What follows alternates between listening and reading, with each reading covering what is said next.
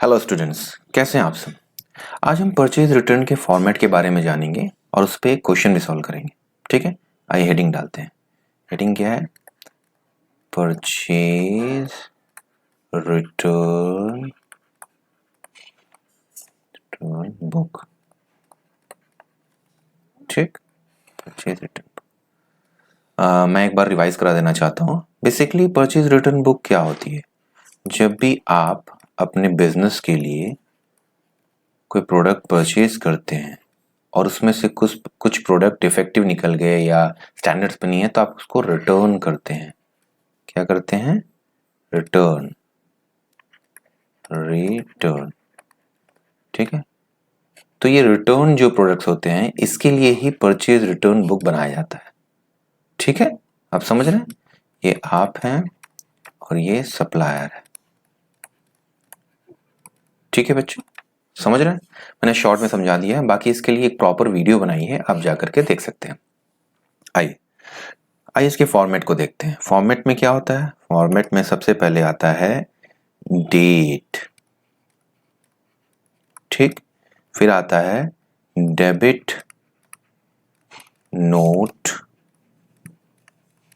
Number.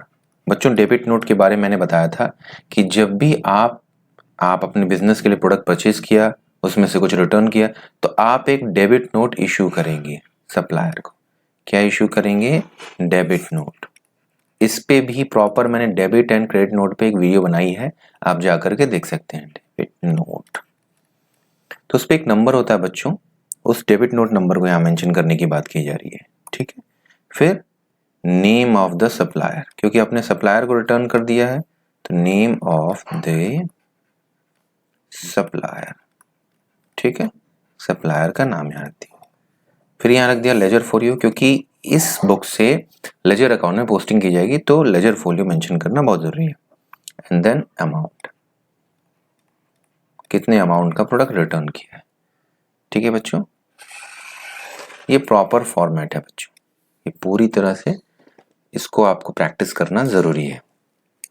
ठीक है, आइए लाइन ड्रॉ कर लेते हैं।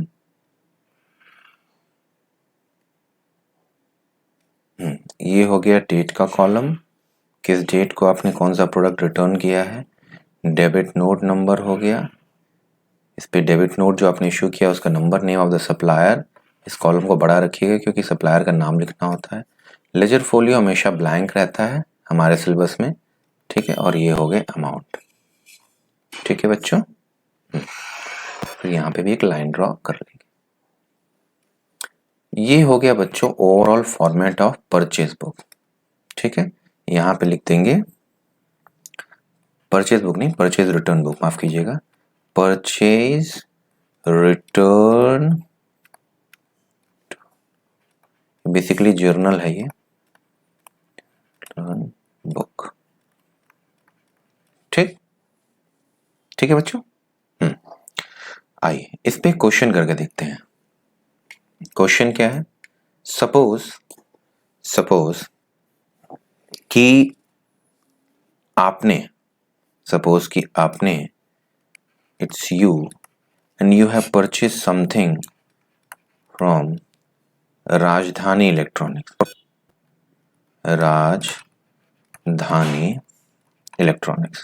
राजधानी इलेक्ट्रॉनिक्स एक फर्म है जिससे आपने कुछ परचेज किया।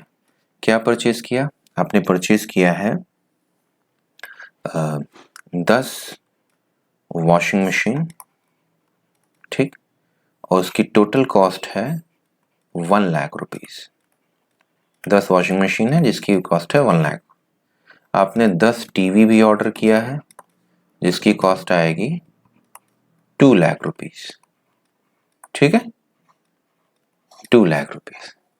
ये टोटल आपने प्रोडक्ट ये परचेज किया। क्या किया? ये परचेज्ड। ठीक है बच्चों, अब हुआ क्या कि कुछ आइटम्स इसमें से डिफेक्टिव निकले। ठीक है, कितने आइटम्स डिफेक्टिव निकले? या आपके स्टैंडर्ड्स पे नहीं थे, जो स्पेसिफिकेशन का आपने प्रोडक्ट परचेज करने को बोला था उस स्पेसिफिकेशन। 2 रीजन होते हैं प्रोडक्ट रिटर्न करने के। पहला डिफेक्टिव होता है, डिफेक्टिव। दूसरा स्टैंडर्ड्स पे नहीं होता है। ठीक है, not as per your specification. ठीक है, तो आपने अब प्रोडक्ट को रिटर्न करना है। तो रिटर्न आपने क्या क्या किया? रिटर्न आपने किया 2 वॉशिंग मशीन, ठीक, जिसकी वैल्यू है 20,000, ठीक, और 2 टीवी जिसकी वैल्यू है 40,000। ठीक है, ये आपने क्या किया? ये आपने कर दिया रिटर्न सप्लायर को, रिटर्न टू सप्लायर। ठीक है, सप्लायर को ये रिटर्न कर दिया गया। अब बच्चों इसकी परचेज बुक में एंट्री करेंगे। ठीक है, अच्छा इससे पहले मैं आपको बता दूं बच्चों कि फॉर्मेट को अच्छे से समझ लें, क्योंकि फॉर्मेट अगर गड़बड़ होगा सारी चीजें गड़बड़ हो जाएंगी। ठीक है, आइए सबसे पहले डालते हैं यहाँ पे, क्या डालते हैं? यहाँ डालते हैं डेट। ठीक ठीक, आपने एक डेबिट नोट इशू किया होगा तो यहाँ पे लिखेंगे डेबिट नोट नंबर। ठीक, फिर यहाँ हो गया name of the supplier, name of the supplier, यहाँ हो गया सप्लायर का नाम, ये हो गया लेजर फोलियो और ये हो गया अमाउंट। ठीक है, अब सप्लायर में क्या है? यहाँ पे सप्लायर में है राजधानी इलेक्ट्रॉनिक्स, MS राजधानी इलेक्ट्रॉनिक, ये है सप्लायर का नाम। ठीक, तो हम इसी को वहां पे मेंशन करेंगे। ठीक है बच्चों, ठीक, क्या है सप्लायर का नाम? सप्लायर का नाम है राजधानी इलेक्ट्रॉनिक्स। ठीक है, इसी को हमने प्रोडक्ट रिटर्न किए। ठीक, अब प्रोडक्ट की वैल्यू क्या है, अमाउंट क्या है? अमाउंट हम देख लेते हैं। हमने क्या रिटर्न किया? 2 वॉशिंग मशीन और 2 टीवी। तो दोनों को ऐड करेंगे, कितना आएगा बच्चों? दोनों को ऐड करने पे आएगा 60,000। 60,000 रुपीज का हमने प्रोडक्ट रिटर्न किया है। ठीक है, तो यहाँ अमाउंट में मेंशन कर देंगे 60,000। ठीक है बच्चों, लेजर फोलियो हमेशा खाली रहता है, ये रुपीज में। ठीक, डेबिट नोट नंबर आपने इश्यू किया होगा, मान लीजिए कोई डेबिट नोट नंबर हम डाल देते हैं यहाँ पे 0317, ये हमने डाल दिया डेबिट नोट नंबर। ठीक है, और डेट हम मेंशन कर देते हैं, डेट मान लीजिए 1 अप्रैल। ठीक है बच्चों, तो ये हो गया परचेज रिटर्न बुक कंप्लीट। बहुत ही सिंपल है बच्चों, कोई भी कॉम्प्लिकेशन नहीं है।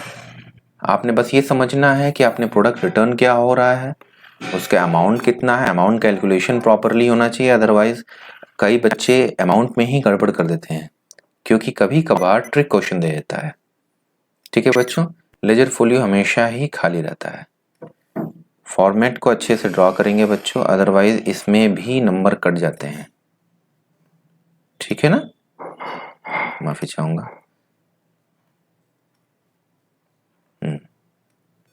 ठीक है, तो ये बच्चों आपका परचेज बुक, यहां पे क्या लिखेंगे? परचेज रिटर्न बुक, ये हो गई परचेज रिटर्न बुक। हेडिंग जरूर डाल देंगे। ठीक है बच्चों, तो बच्चों आज हमने सीखा परचेज रिटर्न बुक के फॉर्मेट के बारे में। ये है उसका फॉर्मेट, ये है फॉर्मेट।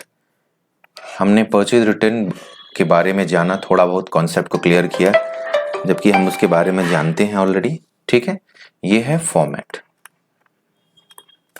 उसके बाद हमने उस पर एक न्यूमेरिकल भी किया, समझा कि परचेज रिटर्न बुक में कैसे सारी एंट्रीज की जाती हैं। ठीक है, कितने आइटम्स खरीदे, कितने हमने रिटर्न किए, उसको यहाँ पे एंट्री की। ठीक है बच्चों, आज हमने परचेज रिटर्न बुक को कंप्लीट कर लिया है। अगर आपको वीडियो इन्फॉर्मेटिव लगी हो तो लाइक एंड सब्सक्राइब करें। अगली वीडियो में बच्चों हम सेल्स और सेल्स रिटर्न के बारे में जानेंगे। Thank you.